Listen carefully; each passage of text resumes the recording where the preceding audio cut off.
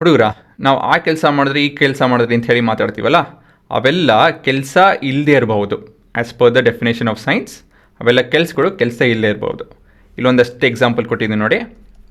Example of not a work as per science. Studying ಇವೆಲ್ಲ ಓದ್ತಾ ಇದ್ದೀವಿ ನಾವು ಇವಾಗ. Studying is not work as per science, ಸರಿನಾ? Unsuccessful pushing of a wall ಅಂತ ಹೇಳಿದ್ರೆ, ಒಂದು ಗೋಡೆ ಇದೆ ಅಂತ ಹೇಳ್ಕೊಳ್ಳಿ.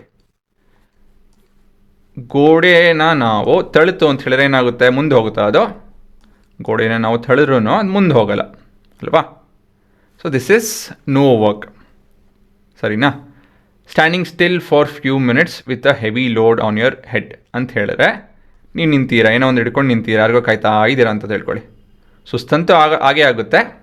ಆದರೆ ಆ್ಯಸ್ ಪರ್ ಸೈನ್ಸ್ ಇವೆಲ್ಲ ಕೆಲಸ ಅಲ್ಲ, ಇದು ಕೂಡ ಕೆಲಸ ಅಲ್ಲ. ಏನೋ ನೀವು ಕೈಯಲ್ಲಿ ಹಿಡ್ಕೊಂಡು ತಲೆ ಮೇಲೆ ಹಿಡ್ಕೊಂಡು ನಿಂತೀರಾ ಅಂತ ಹೇಳ್ಕೊಳ್ಳಿ. All this is not work, ಸರಿನಾ? ಮತ್ತು ಕೆಲಸ ಯಾವಾಗ ಆಗುತ್ತೆ ಸೈನ್ಸ್ ಪ್ರಕಾರ? 2 conditions need to be satisfied for work to be done. ಏನು ಕಂಡೀಷನ್ ಅವೆಲ್ಲ ಹೇಳ್ತೀನಿ ರೀ, ಒಂದೇ ನಿಮಿಷ. ಮೊದಲೇ ಕಂಡೀಷನ್ ಏನಂತ ಹೇಳಿದ್ರೆ, a force should act on an object. ಒಂದು ಫೋರ್ಸ್ ಆ್ಯಕ್ಟ್ ಆಗಬೇಕು. ಇಲ್ಲೊಂದು ವಸ್ತು ಇದೆ, ಅದ್ರ ಮೇಲೆ ಒಂದು ಫೋರ್ಸ್ ಆ್ಯಕ್ಟ್ ಆಗಬೇಕು. And the object must be displaced ಅಂತ ಹೇಳಿದ್ರೆ ಅದು ಮುಂದೆ ಹೋಗಬೇಕು. ಸುಮ್ಮನೆ ಫೋರ್ಸ್ ಆ್ಯಕ್ಟ್ ಮಾಡೋದಂತಲ್ಲ, ಇದರಿಂದ ಅದು ಆಬ್ಜೆಕ್ಟು ಮುಂದೆ ಹೋಗಬೇಕು. ಇಲ್ಲಿಂದ ಇಲ್ಲಿ ಹೋಗುತ್ತೆ ಅಂತ ತಿಳ್ಕೊಳ್ಳೋಣ, ಸರಿನಾ?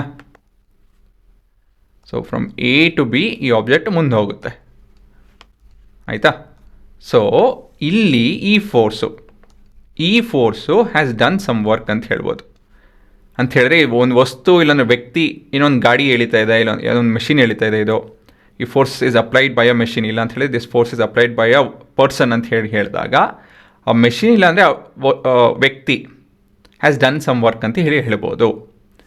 ಮತ್ತೊಂದು ರೀತಿಯಲ್ಲಿ ಹೇಗೆ ಹೇಳ್ಬೋದು ಅಂತ ಹೇಳಿದ್ರೆ, work is done when a force moves ಅಂತ ಹೇಳಿದ್ರೆ, because of the force an object moves ಅಂತ ಹೇಳಿ.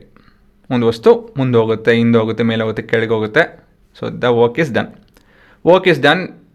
The work done is a measure of the amount of energy transferred. ಸರಿನಾ? ನೀವು ಒಂದು ಕೆಲಸ ಮಾಡಿದಾಗ ವಸ್ತುವಲ್ಲಿ ಎನರ್ಜಿ ಹೆಚ್ಚಾಗುತ್ತೆ.